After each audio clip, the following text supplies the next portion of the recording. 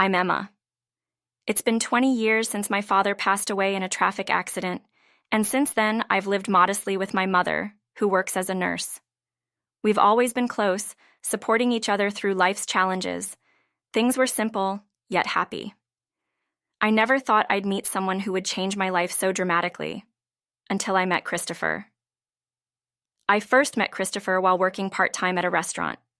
He was a regular customer, always polite, and there was something about him that drew me in. Over time, our small conversations turned into longer ones, and before I knew it, we were dating. He was handsome, serious, and kind to everyone, making me feel like the luckiest girl in the world. 3 years passed smoothly, and though we often talked about marriage, Christopher hadn't proposed yet. So, on my 27th birthday, I decided to take matters into my own hands and propose to him instead. To my delight, he said yes. Right after my proposal, we went to a jewelry store, where he bought me a beautiful engagement ring. He formally proposed to me, and I couldn't have been happier. Even now, more than a month later, I find myself staring at the ring, smiling. Everything seemed perfect, but there was one thing weighing on my mind. We hadn't set a date to meet his parents yet. Christopher had mentioned early in our relationship that his parents lived in San Francisco. It was far, and with our busy schedules, planning a visit wasn't easy. Still, I wanted to meet them soon, especially since my family had met Christopher and approved of him right away. It was strange to me that he hadn't brought up the idea of introducing me to his parents. One evening, while we were talking over dinner, I brought it up again. "Have you contacted your parents? When can we meet them?" I asked. Christopher seemed evasive, dodging the question. I pressed him, wondering if there was something he wasn't telling me. "You're not going to tell me you weren't serious about us, are you?" I teased, half joking but also genuinely concerned. "Of course not," he said quickly, but I could tell something was bothering him. "It's just, my parents are a bit unusual." Unusual? That didn't sound like a big deal, so I reassured him. "We have to meet them sooner or later, especially since we're thinking about the future." After a long sigh, Christopher finally agreed to set a date for the visit. "All right, I'll figure something out. Can you take a few days off soon?" he asked. Relieved, I checked my schedule and gave him some dates. He nodded, but there was a strange quietness to his agreement that made me wonder if he was hiding something. 3 days later, Christopher and I were sitting at a cafe when he showed me something on his phone.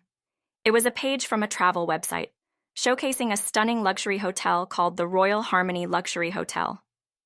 "What's this?" I asked, curious. "That's where we'll be staying when we go to meet my parents," he said casually. I nearly spat out my coffee. "What? Why are we staying in a place like that? It looks like it costs as much as a month's rent."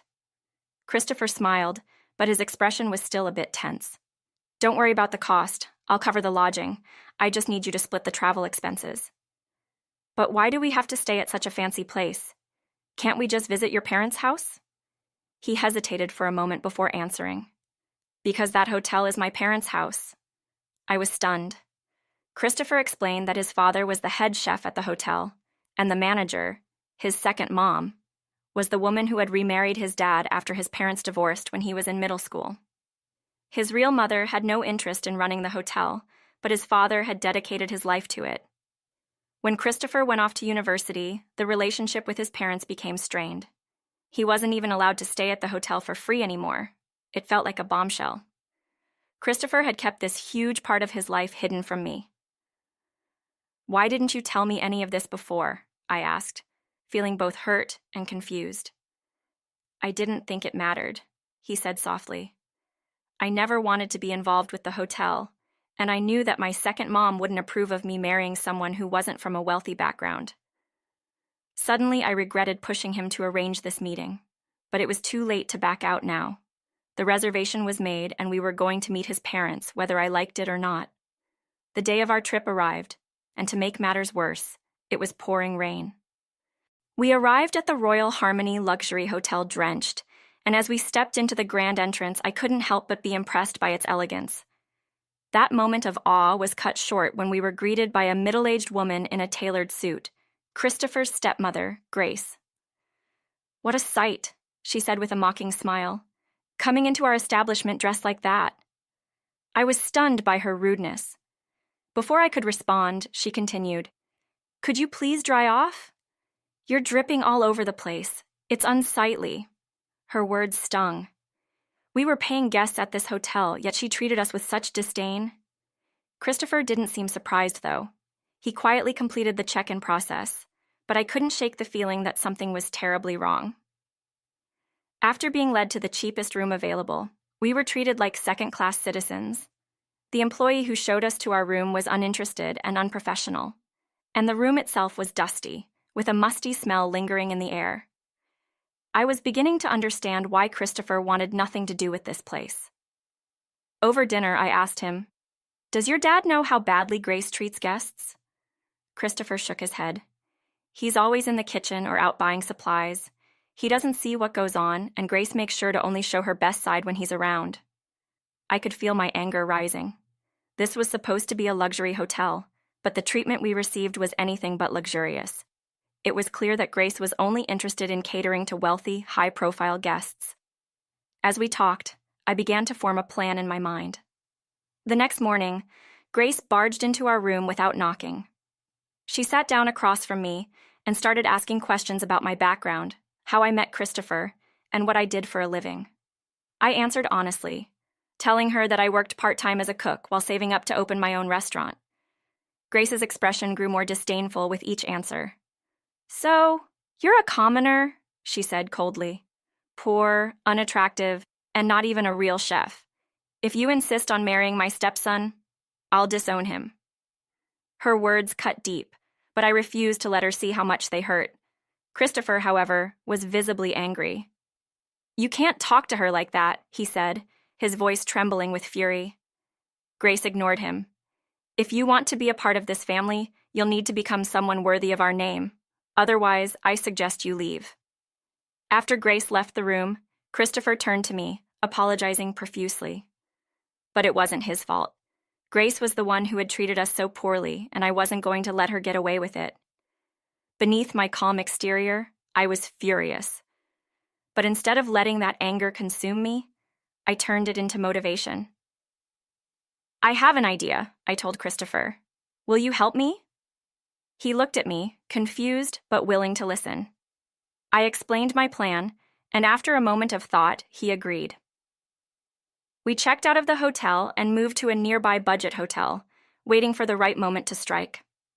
The next day, my uncle, who worked as an editor for a prestigious travel magazine, arrived in San Francisco. I had told him everything, and he was more than willing to help. Disguised as a regular guest, my uncle booked a room at the Royal Harmony Luxury Hotel and was treated just as poorly as we had been. When Grace saw me standing beside him in the lobby, she sneered, "Back again? I see you've brought another low-class guest with you." What she didn't realize was that my uncle had the power to make or break her hotel's reputation. Calmly, he introduced himself as the editor-in-chief of Journey Explorer, a famous travel magazine that had once featured her hotel in a glowing review. Grace's face went pale. My uncle didn't hold back. He told Grace that he had witnessed firsthand how she treated guests and that he was going to cancel the feature they had planned for the hotel. Grace panicked, trying to backtrack and offer us better treatment, but it was too late. My uncle made a few calls, and within hours, news spread that the Royal Harmony Luxury Hotel was being investigated for unethical practices. Grace's empire crumbled. The hotel's bookings plummeted, and within weeks, it was forced to shut down. Christopher's father, Kevin, resigned from his position as head chef, disgusted by how his family had been treated under Grace's management. The once proud hotel was no more. Christopher and I returned home quietly, grateful that the ordeal was behind us. We had a small wedding, inviting only close friends and family. His father came, but Grace was nowhere to be found. Rumor had it that she had taken a low-paying job at a chain hotel to pay off her debts. As for us, we continued saving money and eventually opened a small restaurant together. It wasn't as grand as the Royal Harmony, but it was ours, and it was filled with warmth, love, and the kind of hospitality that comes from the heart. Looking back, I realized that meeting Christopher's parents wasn't the nightmare I had feared. It was the beginning of a new chapter. We built a life that was simple, honest, and true, far from the toxic world of luxury hotels and fake smiles. And in the end, that's all I ever really